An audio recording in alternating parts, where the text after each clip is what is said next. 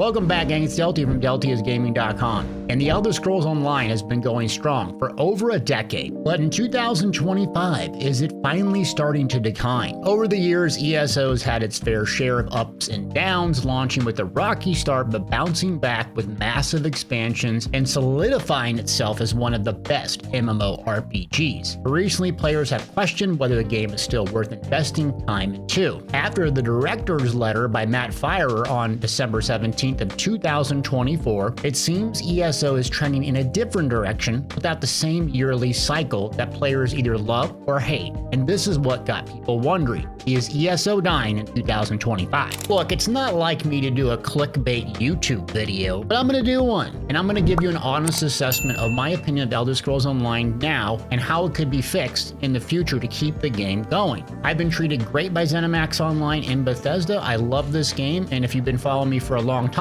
you know this is where my channel started, and my roots are in Elder Scrolls Online and MMORPGs. So if you want an honest assessment with a clickbait title, this video is for you. Let's get started. So what's caused this shakeup amongst the ESO community is that studio director's letter last December stating the following: since 2017, we've released amazing content and systems every year, but always on the same schedule. This annual cadence pushes the team to focus on short deadlines every June, where all the type of content, system, content zones, etc. had to be complete at the same time, and has not left us much time for experimenting or thinking about doing things differently. As 2025 will be a transition year for new content, we are going to have new zone-based content launch in 2025. End quote. While this is alarming to many of ESO lovers, we already know that ZeniMax is developing another AAA MMORPG. In fact, there are claims that this has been in development since 2018 or even 2019, yet rules swirl around exactly what this title is. You can actually go to their website and they're still hiring, making it public, so this isn't sharing any inside information. And this letter doesn't directly state that they're shifting resources, but it does kind of make you wonder, is this ESO's winding down state or they're shifting to another project? That's just my speculation. So we're going to move on and talk about player count, which is a good sign and indication if the game is healthy or not. Keep in mind, player counts aren't 100% accurate. In fact, you have Steam charts or Steam DB, which only shows you using the launcher on Steam, which myself included does not play with the launcher, nor does it factor in console, but it gives you a general idea of the up and down trends of the game. As of February 2025, ESO maintains basically the same steady player base that it has for years. The player base ranges from around 7,500 to around 16,000 peaks, and it has an average around 11K in the past 30 days. So it has maintained that smaller population in the MMO marketplace. Speaking of player population, have you ever wanted a game with a huge amount of players that are always active and down to help? Now is the perfect time to jump into Raid Shadow Legends. The game is celebrating its 6-year anniversary with huge giveaways, including 1 epic and 2 legendary champions, completely free. And to get the huge anniversary starter pack worth $60 with an epic Zargala just by using my personal link or QR code. Well, why play Raid? For me, I spend hours a week grinding out the Peloton cardio. It's way more fun leveling up my champions on my phone than staring at an overpriced bike screen. You can play anywhere, anytime, because Raid is available on mobile and PC. It has a huge community, tons of stuff to do. First thing you want to do is start with Kale. His poison effects absolutely melts enemies. Now, when you jump in, you're going to get this Alice adventure featuring 5 brand new legendary champions inspired by Alice in Wonderland. Alice the Wanderer, Cheshire Cat, Mad Hatter, Knave of Hearts, and the Fearsome Queen of Hearts. And here's the best part, you can get Alice in Wonderland for free just by playing. But don't wait, click the link in the description or scan the QR code on screen to get started. After downloading my link, use the special anniversary promo code Supreme6 to get a legendary champion, Supreme Gala. It's a perfect time to match Zargala. They're actually a couple. It really helps support my channel, and I'll see you in game with Clan Deltiasgaming 1. Appreciate each and every one of you. Now back to the video. But what ESO does extraordinarily well is make a ton of money. In fact, ESO has maintained the top 100 in Steam's selling games for over 500 weeks and counting. According to PC Gamer, ESO has even made over $2 billion over its lifetime. So while ESO is not as robust and popular as World of Warcraft or Final Fantasy, it does one thing well: make oodles of money off their player base. Crown Store, I see you, boo. So regarding the player population, if we look at SteamDB giving a wide-scale view of 9 years, ESO peaked around 2020 and 2021, as you would expect, the COVID lockdown, everyone sitting at home drinking Mountain Dew playing video games all day. Following the release of Elsewhere expansion in June 2019, the player base reached around 13.5 million lifetime players, which was a huge boost, 2.5 million increase from the previous year. Similar with the launch of Greymoor expansion in January of 2020, the player count rose to 15 million, indicating this game was growing and retaining their players. By October of 2024, ESO has massed 25 million players. This is just people that have bought and played the game one time over across all platforms. The inclusion of ESO in Xbox Game Pass has made it a lot more accessible, potentially boosting the player numbers. And if you ever go play on consoles, it's a much more thriving and active player population from my experience. ESO also does a lot of free trials and ESO Plus subscription, offering incentive such as access to DLCs and in-game benefits, which incentivize players to stick around and subscribe after these free trials are done. Nonetheless, community feedback indicates that while these initiatives attract newcomers, retaining them is an ongoing issue. And this is what brings us to our current point in 2025, shifting this development cycle. It may be smart, it may not be. I'm going to give you my thoughts on what kind of currently you're doing in game, and then what the mistakes are, and then maybe how we can solve it. ESO is a fun game. It's been out for 10 years. It's hard to keep players keep coming back when there's so many games and so many opportunities out there. Also, they've built out this massive, huge, sprawling world, but there's really no reason to come back after your initial gameplay doing the main story or maybe the DLC. And that's where the problem lies. So speaking of content, ESO offers a ton of stuff to choose from, the majority of it focusing on PvE in the open world solo, or you can play in large-scale PvE encounters trials, around 12 players. ESO, similarly to Destiny 2, has the same content cycle from year to year, so releasing Q1 2 new dungeons with some new gear, monster helms. Q2 is the expansion with some new grindy system, overpowered gear, and a new trial. And then Q3 and or Q4 will likely include another new system, a mythic, or some new dungeons. Rinse and repeat. Well, that model was very effective at one thing: keeping the current player base busy with endless gear, achievement, and collecting grinds. Now, I don't say this in a derogatory sense. If you're playing MMORPGs, in my opinion, what keeps you around is one, the socialization, your friends, right? It's multiplayer. And number two is a sense of progression. And when I say progression, it can mean a lot of different things to a lot of different people. Progression to me means getting more powerful, killing more bad guys, or PvP, and so on. For other people in these games, it's about collecting stuff. It's about getting achievements. It's about decorating their house and so on. This isn't a judgment, but it just points to the fact that if you can keep people on this hamster wheel of never accomplishing enough, they'll keep coming back. And ESO did a good job of that. But it doesn't do a good job of attracting new players, especially when it takes so long to get champion points. So if we jump into the game here and we look at champion points, I'm at what? 2,475. It's a super complex system, but basically it has a bunch of passives. The interesting thing is you only have 4 of these slottables, right? And so what happens is it looks very complex, but in reality, most people take the exact same 4 passes for resource sustain, damage, and damage reduction, plus or minus 1 or 2 slottables. And the cap is about 3,600, but the performance cap is around 1,800. So once you have 1,800 champion points, you have all your slottables filled up and all these passives that give you some type of benefit without slotting something. Then you have 3,600, I think, that you can fully collect. But what's the incentive? So the downside of the champion point system is it takes a while to get in here and get your max power boosted up.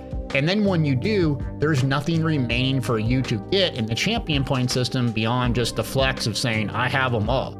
It's not endless. That endless sense of progression is what keeps people coming back, the performance grindy people like me. Also, another problem with ESO is their horizontal, not vertical progression system. So most of your power comes from gear, which can be crafted, obtained in dungeons and trials and PvP. However, you don't have one set that is the ultimate most powerful like other games where it's an obvious choice. Plus 100 willpower, that's just the max stat, this is the max that you want. Therefore, players have to go mathematically figure out every single best combination of gear and argue endlessly over math equations like a bunch of nerds. I'm not mad because I can't do math. This leaves the average gamer guessing on putting together a functional gear combination with 500 to choose from and tooltips that read more like a PhD thesis in-game than actual piece of gear. Let's pull up an example here. Overwhelming Surge. You deal damage with the class ability. You surround yourself with the torrent that deals shock damage to enemies within 8 meters every 1 second for 6 seconds. 15% of the damage you deal is restored as magic. This effect can occur every 7 seconds and scales off your highest weapon and spell damage. And that's an easy one to understand. And as you can see, if you're a new player coming into the game, this is the collection system. It's very helpful actually. You collect these items, then you can reproduce them with this transmute currency. It actually makes the gear grind a lot easier and almost terrible because you don't really have to grind that much anymore. So ironically, it's supposed to be really good, but it kind of blocked the incentive to keep grinding the same old dungeons, actually making the content go much faster than slower. But if you can see, look how many gear sets there are. Now having options is always good, but if you're like my wife, we go to a restaurant, we open up the menu. There's 700 things on like a Mexican restaurant. She's having a panic attack on what to pick. Me, I just ask the waiter or waitress what's the best and order it every single time. And if you're like her, you're gonna come and look at all these stupid 1,000 bazillion sets. Some of them look really good. You're like, man, this must be really good. And you're running around with it and only to find out you're a complete noob idiot and you're not running the meta and everyone criticizes you and kicks you out of the dungeon. There's just too much stuff to do and collect, and without clear indication what's good or strong, it's hard to figure it out. Plus you come to Deltiasgaming.com. Now, that's not the only reason the game has some other issues, so I'll talk about some things that hold the game back in my opinion. Number one, there is a server issue. So the strength of ESO, in my opinion, is their mega servers.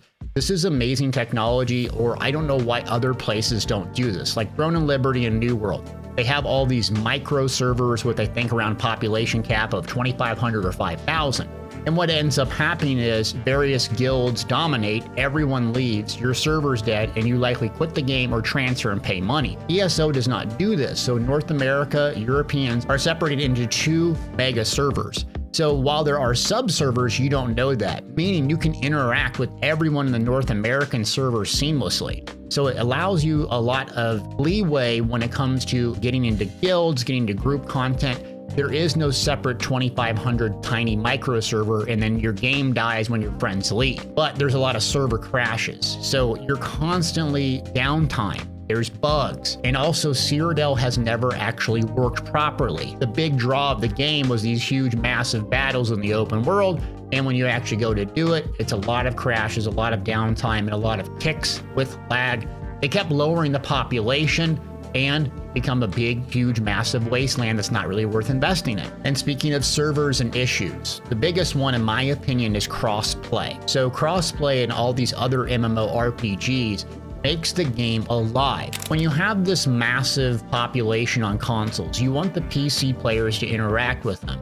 And for whatever reason, ZeniMax Online Studios, PlayStation, or Xbox could never get to this to work, even though it works in other games. I don't know why, but it really holds it back because you have this huge population on consoles. Now, you don't have mods on consoles, which allow the game to be really, really manipulated and making it a lot easier with tons of pop-ups, utility things, and so on. So console players don't have that.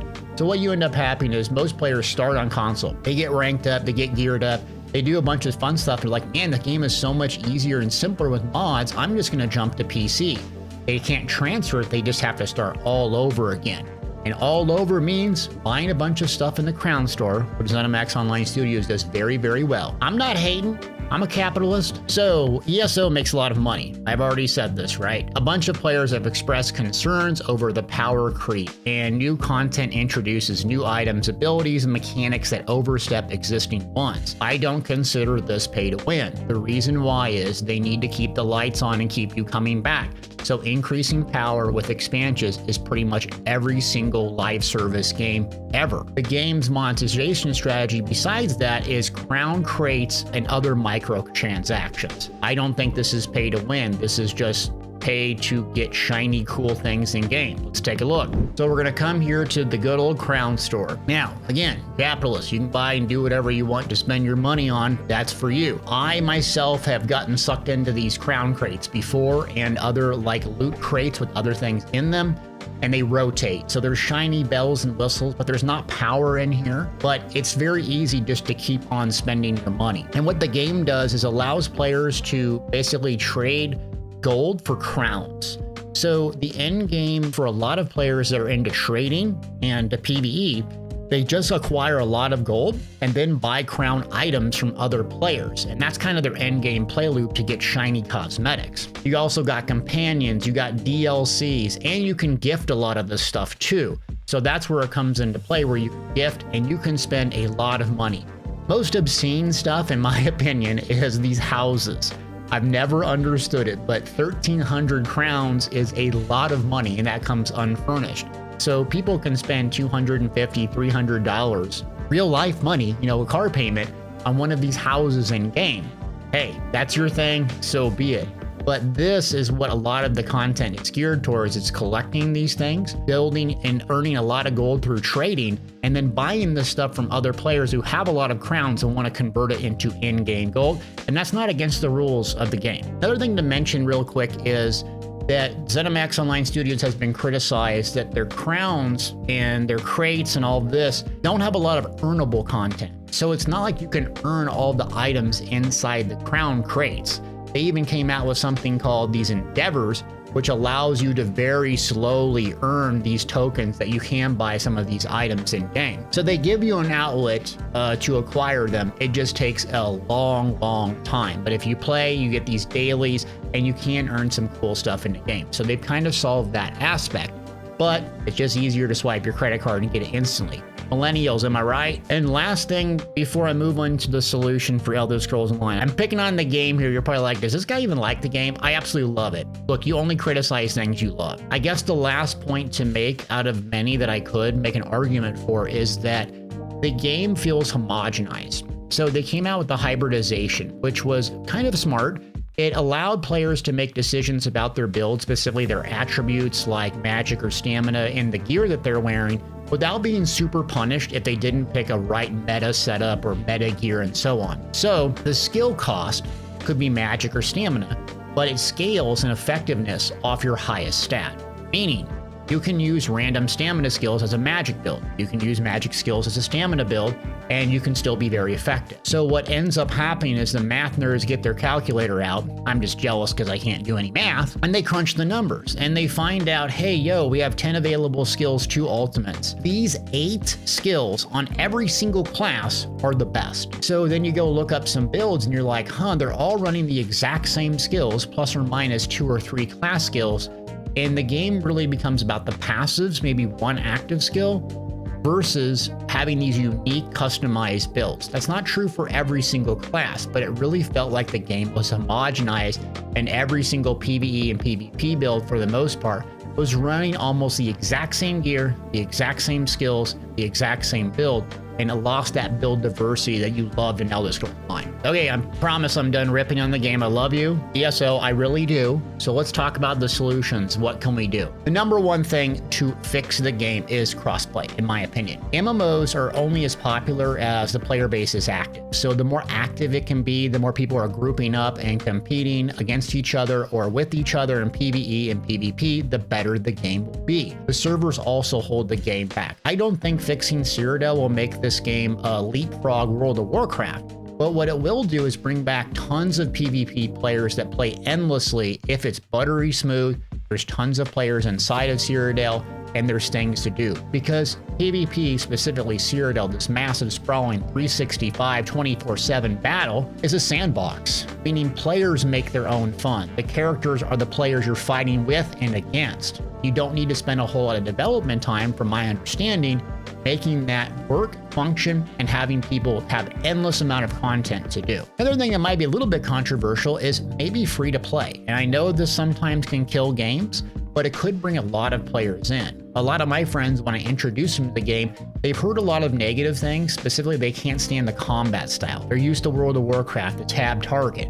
And I think that's pretty odd considering the combat for me is the most fun part about Elder Scrolls Online. It's just snappy, it's fluid, it's so fun. So maybe giving them a taste free to play would get them sucked in and keep that population booming. Another thing is some more competitive outlets, which they have done for PvP. I think 8v8 now has some kind of competitive mode that you can play and earn cool cosmetics and so on. But for the PvEers, a lot of the mounts or the really cool flex items are tied behind trials. I play MMOs, but I don't like having to wait on 12 people to get together to do the hardest content. ESO has been expanding on that, but it's just 10 years in, so it might be a little too late. Another thing outside of the box here is seasonal gear. So I've already talked about the restaurant, my wife can't make a decision thing. I love you, girl. But what you need to do is have like 100 gear sets you can use, right? 5 monster helms, 20 5-piece gear sets, a couple mythics, and so on. And that would be kind of fun because you'd rotate through gear that you thought was crap and you moved off of the meta, but you come back and realizing it's really awesome. And you come up with new interesting builds every 3 months, right? Not everyone wants a battle pass, I understand that. But battle pass dailies and coming back seasonal content floods you with new creative ideas and re-engages with the game. You could also make companions more useful. They're not that useful in combat and they don't have a lot of utility outside. And they're more of just a piece to follow you around and kind of keep you company if you're lonely in the game. Hard overland content. This is where the game developers struggle because there's so many players that aren't necessarily good at the game. And they don't really play to be good at the game. They just love Elder Scrolls. They don't want to have super challenging content.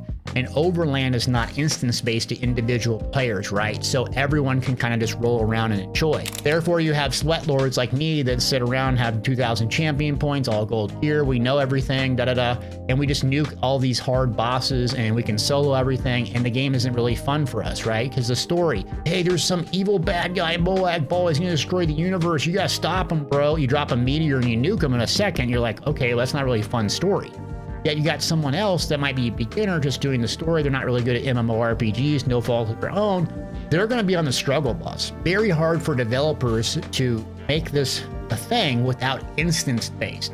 Star Wars The Old Republic does that really well, where you go in these individual stories and then you can scale the difficulty to yourself, and or you can use these companions to help you and basically just carry you through the content. So if you just want to see the story and you suck at the game, it doesn't really matter. You can do that. If you're a sweat lord and you're drinking 1,000 energy drinks a day and your heart's about to palpitate and explode, you can play this over and over and over. Another couple things you could do is new weapons. And I think this is really challenging for them to do. They brought out the new class, the Arcanist, and it was amazing. It is amazing. Still absolutely fantastic. I love the class. I thought everyone would really love this like I did, but I realized quickly that people hate grinding because in Elder Scrolls Online, not only do you have to grind your level, but you have to grind all these skill lines. So you can hit max level and have almost no skill points. Then you have to go Skyshard hunting. Then you have to go lore book hunting. Then you have to get your Sigic order up. Then you have to do this. Then you have to do that, or you can just buy it. So me, like a sucker, I've spent $200-300 like hour number 1 when I got my Arcanist up, and I'm enjoying the content. I powered leveled in 2 hours. I hit level 50, and I'm like, where is everybody? Well, not everyone's going to do that. They're just going to have to earn it. So it's going to take them weeks and weeks and weeks and months, where a new weapon could be really cool because you could have new skills and it could augment and challenge every single class and build and give something new for people to experiment for years. And then lastly, earnable cosmetics. So they have done a better job on this, but I would say continue to expand to every element of the game for solo, group, large group, PvE, and PvP. But they have been doing a better job on that. And I would like to compliment them and say, keep doing that, make it earnable. All right, so do I think Elder Scrolls Online is dying? I do not. I think it's a great game, one of my all-time favorite games. The reason I don't play it nearly as much or do as much coverage on YouTube is it's just not as popular. And so this is a business for me, right? So I need to do popular games. I love Elder Scrolls Online. I love Bethesda and ZeniMax. They've treated me fantastic. I think what it's going to be is a great game for 10 more years plus that's going to maintain its current population. I think that they will start doing things in the zones they've already created versus going back and making a bunch of new ones, because that takes a ton of time. And with so much stuff to do in the game already, they can tweak a few things that they've already built versus reinventing the wheel and coming up with a huge new thing every single year, which has to be exhausting, time consuming, and they probably need a break. But where am I right? Where am I wrong? What does Elder Scrolls do really good? What does it need to improve on? Will it die in the future? I hope not. This is where I started content creation. This is where I met some of the greatest people in my life, and I'm really appreciative to the game. I just had to get you to click with that title. I'm sorry, gotcha. Hit the thumbs up, leave me a comment. Thanks for watching.